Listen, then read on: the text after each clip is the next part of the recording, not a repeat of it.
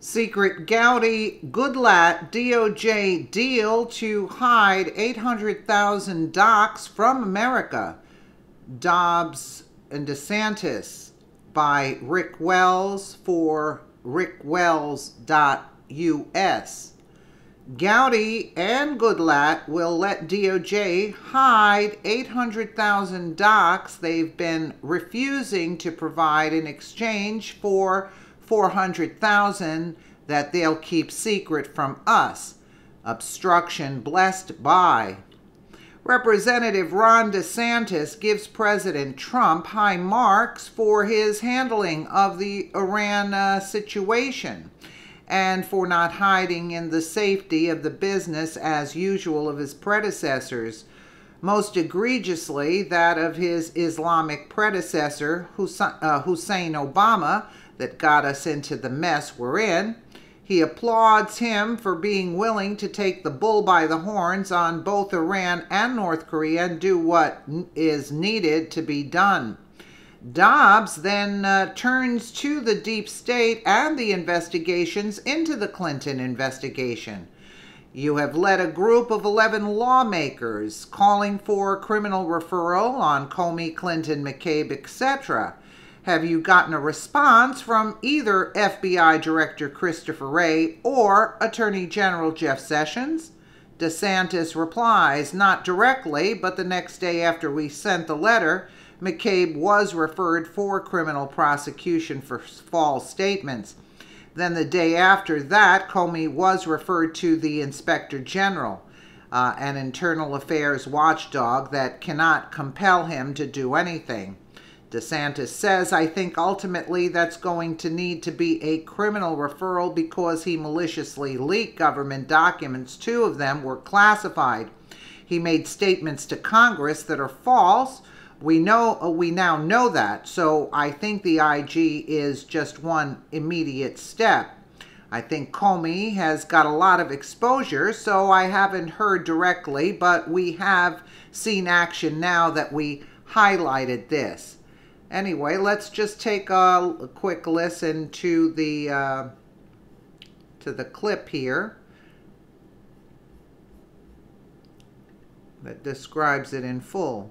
And our first guest tonight says we finally have a president who is restoring credibility in U.S. foreign policy.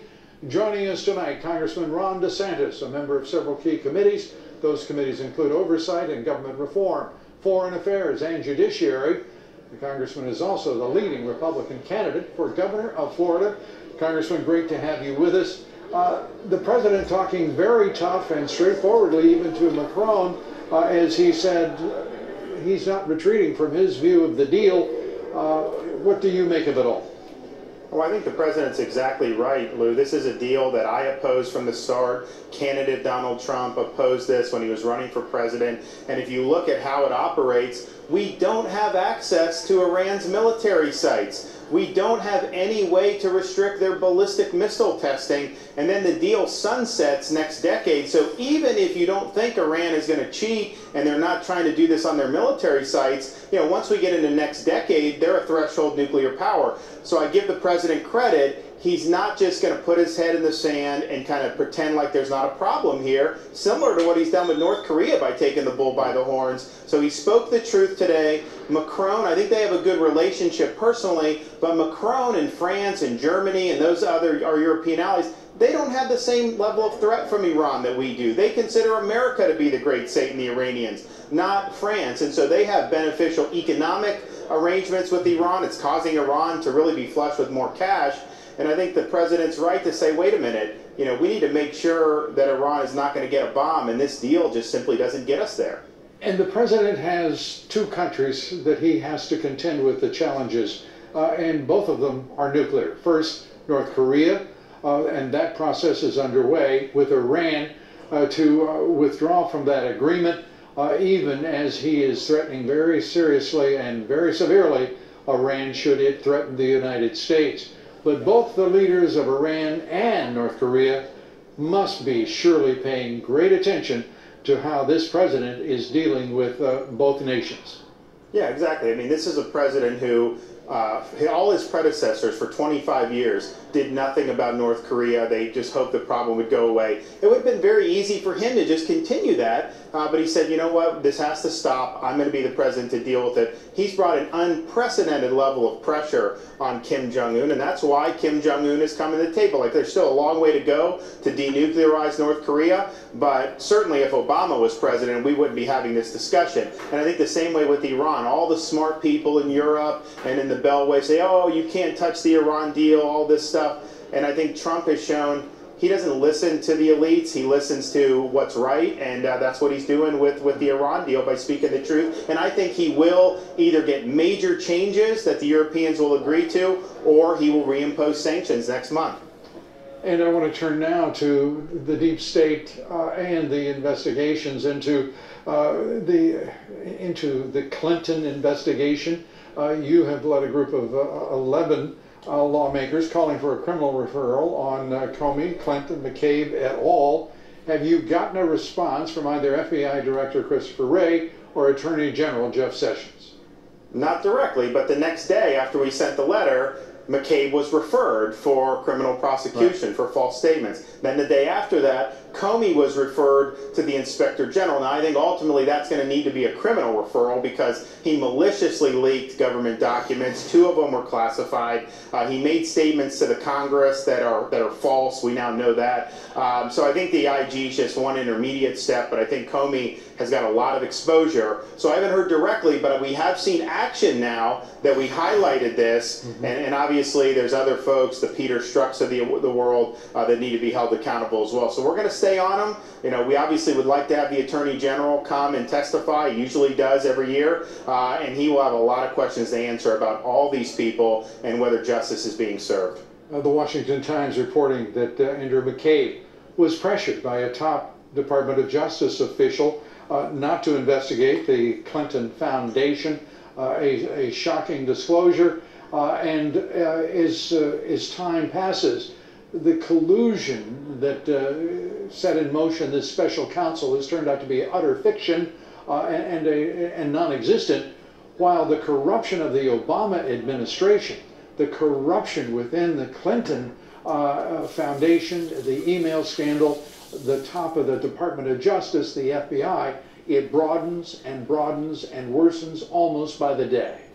Well, I mean, you know, they're looking at Michael Cohen and raiding his office for an FEC violation over like $100,000. How many millions and millions of dollars went from foreign governments to the Clinton Foundation, and yet you have Loretta Lynch's Justice Department saying don't pursue it. And McCabe, although he paints himself to say, hey, I'm not supposed to shut this down, notice he eventually did effectively shut it down. So McCabe did not pursue this. That was not pursued the same time that they're pursuing a collusion investigation based off those 2 pages that Devin Nunes got that did not contain a single piece of intelligence. And then obviously they supplemented that with a dossier paid for by Hillary. So how are you turning a blind eye to the Clinton Foundation and yet trying to create a collusion narrative? I mean, it's just, you can't get over that. Yeah, it's terrible.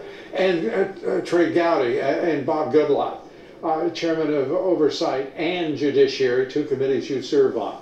A deal they announced to get the documents from the Department of Justice. The deal, it turns out, without any, in the announcement, any statement of detail or specifics, offering 400,000 documents available for their review. That means 800,000 will not be. What are they playing at, Congressman? We need to figure out what's so special about these 400,000. Maybe there's a reason, but all I know is this. For the last 6 to 8 months, every time we've wanted something, they've stonewalled, and the only time we get it is when we threaten to hold them in contempt or take action. And so if this is just a voluntary deal, I'm just worried that given the most recent history with these agencies, that they did not agree to give everything that we actually need to know what happened. Well, Congressman Ron DeSantis is a man of action, and we can count on him for the answers. Congressman, great to have you with us. We appreciate it. And this is all taking place because of Jeff Sessions. Jeff Sessions is not doing his job and allowing the corruption to continue. You see, that's it. Yeah, DeSantis says the other criminals, Peter Strzok and the like, still have to be dealt with, so they're going to stay on it. What about Susan Rice, Ben Rhodes, Uma Abedin, Cheryl Mills, Peter Orr, Sidney Blumenthal, John Brennan, Hillary Clinton, and Hussein Obama congressmen? Are Comey, McCabe, and Strzok enough of a scapegoat for the deep state to provide cover for the big fish? That's it. Exactly. Let me know what you guys think in the comments below. And again, thank you so much for watching.